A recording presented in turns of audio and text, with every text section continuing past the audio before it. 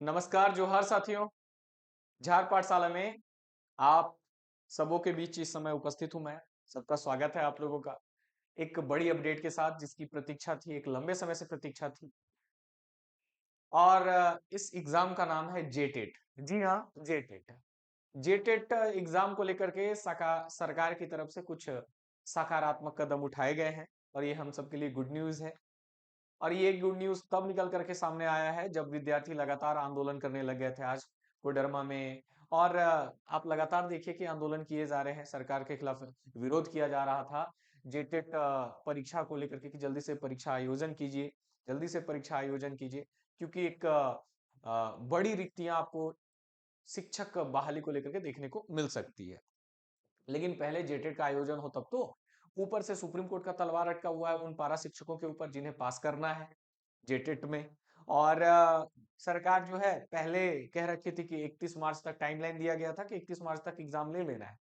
लेकिन 31 मार्च तक यहाँ एग्जाम की बात छोड़िए, भाई इसका नोटिफिकेशन ही नहीं आया, फॉर्म ही नहीं भराया, है ना? तो एग्जाम कहाँ से होगा? तो मार्च में तो संभव है नहीं। अच्छा, सकारात्मक न्यूज क्या है जेटेट को लेकर के? तो सरकार ने जेटेट सिलेबस निर्माण को लेकर के, जो कि एक बड़ा इशू था, आप जान रहे हैं 2024 का वह समय है जब जेटेट का फॉर्म भरवाया गया था और सबसे पैसे भी वसूले गए, एग्जाम भी हो जाना था, लेकिन एग्जाम हो नहीं पाया। फॉर्म एडवर्टीजमेंट आ गया, है ना? आ जाने के बाद में फॉर्म भी भरवा लिया गया, लेकिन सिलेबस ही नहीं दिया गया। लोग पढ़े तो पढ़े क्या, है ना? ये शायद पूरे भारत में क्या दुनिया में पहली बार ऐसा हुआ होगा जहां पे सिलेबस ही नहीं दिया गया था और फॉर्म फॉर्म वगैरह भरवा लिया गया था।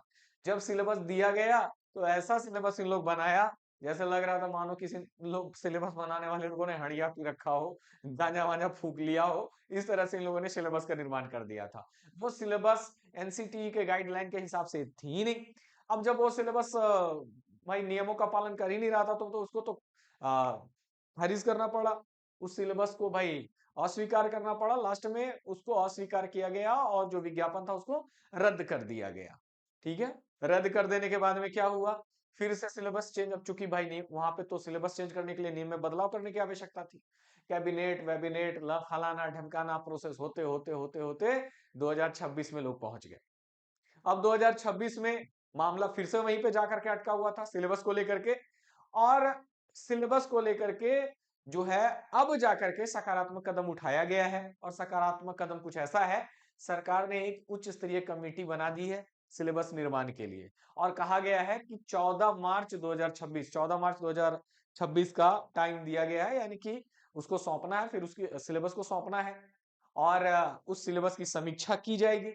समीक्षा करने के बाद जल्द ही आपको जेटेट का विज्ञापन देखने को मिलेगा। इसीलिए जितने भी लोग जेटेट की तैयारी कर रहे हैं और साथ ही साथ जो आंदोलन कर रहे हैं, दोनों को मैं कहना चाहूंगा कि आप तैयारी भी अपना जारी रखिए और आंदोलन भी आप लोग जारी रखिए। तब तक जारी रखिए जब तक कि विज्ञापन आ नहीं जाता इसका, साथ ही इसका एग्जाम डेट क्लियर नहीं हो जाता है।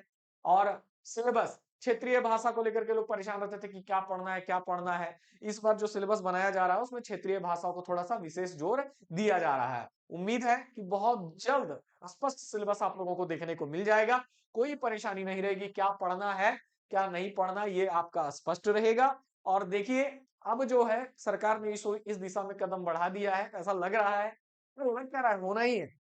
ये सब उन आंदोलन करने वाले साथियों का योगदान है, उन आंदोलन कर रहे साथियों का ये मेहनत का परिणाम है कि सरकार ने थोड़ा सा सकारात्मक रुख इस दिशा में दिखाया है। तो आप लोग तैयार रहिए। मैंने आपसे कहा कि 14 मार्च 2026 तक समिति क्या करेगी, सिलेबस को लेकर के अपना रिपोर्ट सबमिट करेगी। उस रिपोर्ट की समीक्षा की जाएगी। समीक्षा उपरांत क्या हो जाएगा, आपको इसका विज्ञापन देखने को मिलेगा। विज्ञापन के बाद परीक्षा की तिथि घोषित की जाएगी और परीक्षा वगैरह लिया जाएगा। आशा करते हैं कि आगे सब कुछ ठीक हो और त्वरित गति से हो, यानी कि जल्दी जल्दी हो, सब कुछ जल्दी जल्दी हो। ठीक है, और सिलेबस में स्पष्टता हो, ऐसा नहीं कि फिर से जैसा तैसा सिलेबस बना दे। इस बार तो ये लोग ऐसा भूल करेंगे नहीं। उम्मीद है कि इस बार होशो हवास में ये लोग सब कुछ काम करेंगे और जेटेट जल्दी से हो और जल्दी से फिर से सहायक आचार्य की बहाली भी आए और जो रिक्तियां हैं उनको भरने का काम किया जाए। बेरोजगार लोगों को रोजगार मिलेगा। लंबे समय से प्रतीक्षा कर रहे यहाँ के बेरोजगार लोगों को रोजगार का अवसर मिलेगा। इससे ज्यादा और झारखंडियों को क्या चाहिए, है ना? तो आशा है सरकार सोच समझ करके इस दिशा में काम करेगी और आप सबों से जितने भी जेटेड के विद्यार्थी हैं, मैं सिर्फ इतना कहना चाहूंगा कि आप एक्टिव रहें। अगर आज कुछ पॉजिटिव हो रहा है तो ये आपके एक्टिव होने का परिणाम है। आप सुस्त ना रहें। जो लोग आपके आगे हैं, जो आपके अगुआ है, जो आपका लीड कर रहे लोग हैं, उन लोगों को आप लोग सपोर्ट करें, उनकी बातों को सुने, उनका साथ दें, उनका समर्थन करें आप लोग।